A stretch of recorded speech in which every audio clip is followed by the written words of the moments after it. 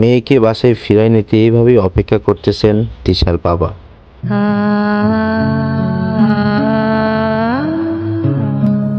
বাবা কতটা অসহায় হলে এরকম দাঁড়ে দাঁড়িয়ে ঘুরতে পারে ভাই। দেখেন তিশার বাবা কিভাবে ঘুরতেছে আদালতের দাঁড়ে দাঁড়ে।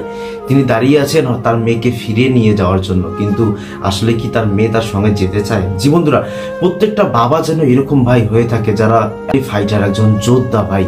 দেখুন, একটা মেয়ে বারবার ভুল করতেছে, তারা জানেন যে একটা ছোট বাচ্চা যখন ছোট থাকে তখন আগুনকে ধরতে চায়, এটা মনে করে যে আসলে আগুনটা ধরাই আনন্দ, কিন্তু তার বাবা মা অবশ্যই জানে যে আগুন ধরাটা কখনো আনন্দজনক হতে পারে না, এটা তার জন্য ক্ষতি। কিন্তু বন্ধুরা, এই বলে কি সেই শিশু বাচ্চাটিকে তারা আগুনে যেতে দেয়? কতই সে চিল্লাক যে এটা আমার আনন্দ, তারপরে কি কোনো বাবা যেতে দেয়? জি বন্ধুরা, সেম ঘটনাটি ঘটেছে তিশার বাবার ক্ষেত্রে।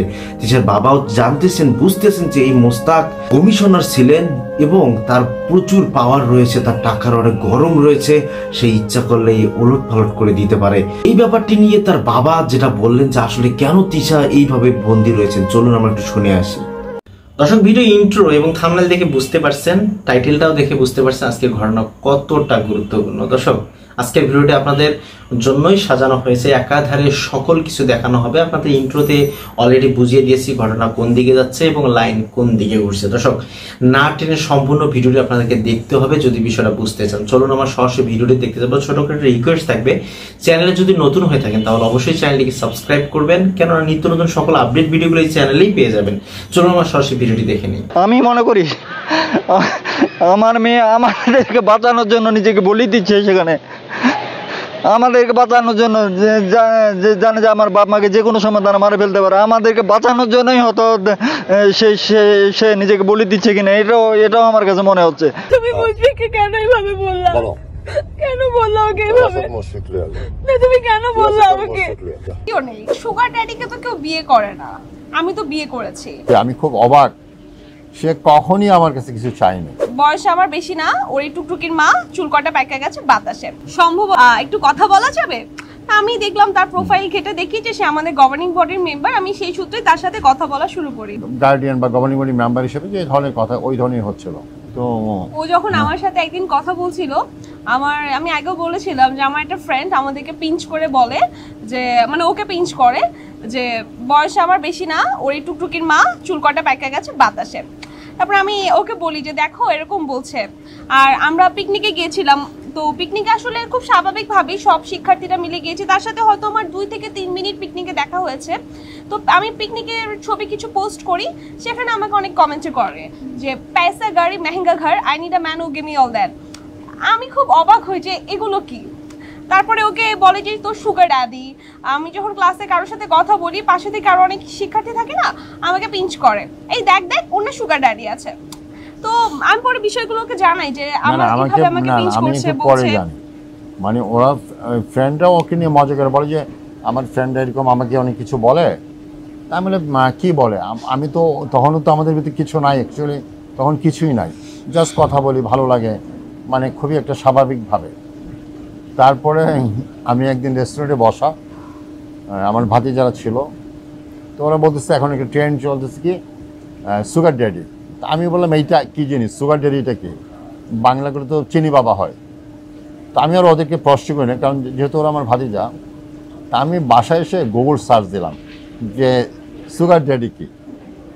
তো ওকে ও যখন আমাকে বললো, তা আমি বললাম যে সুগার ড্যাডি হলো ওই রকম যে কোনো মেয়ে যারা লোভী টাইপের মেয়ে, তারা ওই মানে এজেড পার্সন বা ধনী লোক যদি এরকম থাকে তাদেরকে এক্সপ্লয়েট করার জন্য।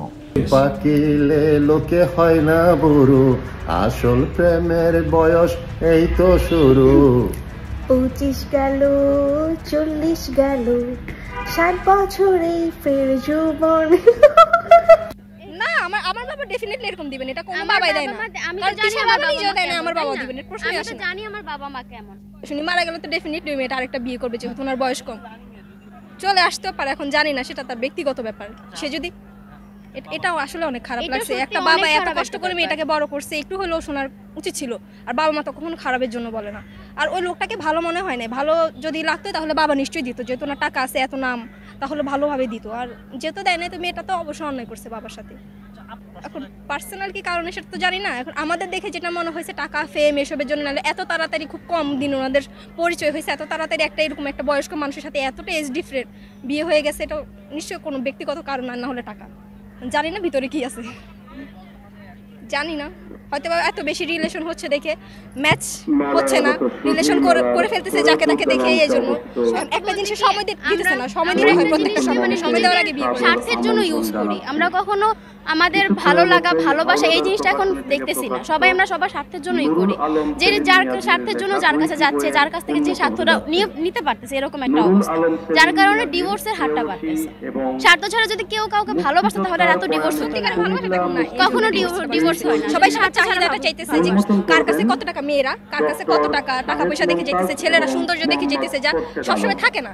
তো যখন এটা শেষ হয়ে যায় তখনই ডিভোর্সটা বেশি টাকাই সব, টাকা সৌন্দর্য এসবই ফেম নাম এগুলোই তো সব। না না না অবশ্যই না, সবাই তো আর সেম না, আমি বলতেছি না সবাই, বেশিরভাগ সেম, সবাই সেম। বেশিরভাগ ডিভোর্স, আপনি ডিভোর্সের কথা বললেন দেখে বললাম টাকাটাই সব, ওনাদের কাছে টাকাটাই ম্যাটার করতেছে দেখেই তো ওনারা ডিভোর্সটা বেশি করতেছে, অতিরিক্ত মানে টাকার কাছে যাচ্ছে বা যে কোনো একটা কিছু সহজে এটা নষ্ট করে দিতেছে সম্পর্কটা। এটা হচ্ছে মনের মিলটা হয় না তাদের ঠিক মতো, এটাই হচ্ছে মেন, মনের মিল না হলে কেউ মানে যারা অনেক বড় লোক তারা হচ্ছে যে গরিবদেরকে বিয়ে করে বা নিজেদের স্ট্যাটাস মিলে বিয়ে না করলে তো এটা ঝামেলাটা হবে। আপনার বয়স কত মোস্তাকের? 60 আর মেয়েটার বয়স 18। নিশ্চয়ই 16 হলে ওই লোকটার কত বছর বাঁচবে? হ্যাঁ মানে গড়ওয়াই কত? 73। তাহলে আর 10-12 বছর পর উনি বাঁচবে কি মরবে তার কোনো ঠিক ঠিকানা নেই। তাহলে এই যে মেয়েটা, এই মেয়েটা কি আপনি মনে করেন যে ওনার মৃত্যুর পরে সে একা থাকবে? একটা সময় তাকে একা থাকতে হবে, স্মৃতি নিয়ে বাঁচতে হবে, সে কতটুক সেই লাইফটা কতটুক সে অ্যাকসেপ্ট করতে পারবে। সে জীবনটা, সেই যে জীবন একটা যুদ্ধ, একা চলার জীবন যুদ্ধে এই বাচ্চা মেয়েটি কি পারবে? আমার জীবনটা ধ্বংস করে দিল, এটাকে কি করব, আমি কিভাবে বাঁচবো? আব্বা জান আপনি আমার জানের জান, আপনি আমার জানের জান, আপনি আমাদের মেনে নেন, আমরা আপনাকে সম্মান করতে চাই আব্বা জান।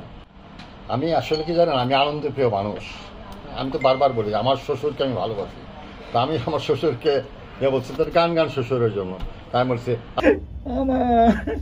আমার পরিবার মৃত্যু শোক চলতেছে, আমার পরিবারের রান্না হচ্ছে, আমি খাই না, আমার ওয়াইফ খাচ্ছে না, আমার কোনো সময় খাই কোনো সময় খাই না। একটা পাঞ্জাবি দিয়ে 5 বছর ঈদ করতেছি, কিন্তু আমার মেয়েদের জন্য, আমি আমার ওয়াইফের জন্য। দর্শক, ভিডিওটি দেখার পর আপনাদের কি মন্তব্য সেটা আমাদের কর্মচারীদের এবং একাধারে তো দেখিয়ে দিলাম, এবং এই ব্যাপারগুলোকে কেন্দ্র করে আপনাদের মন্তব্য, মূল্যবান মন্তব্য দিতে কোনোভাবেই ভুলবেন না, এবং ভিডিওটিতে লাইক দিন এবং চ্যানেলটিকে সাবস্ক্রাইব করুন নিত্য নতুন সকল ভিডিও আপনি দেখার জন্য। আজকে ভিডিও পর্যন্তই, আল্লাহ হাফেজ।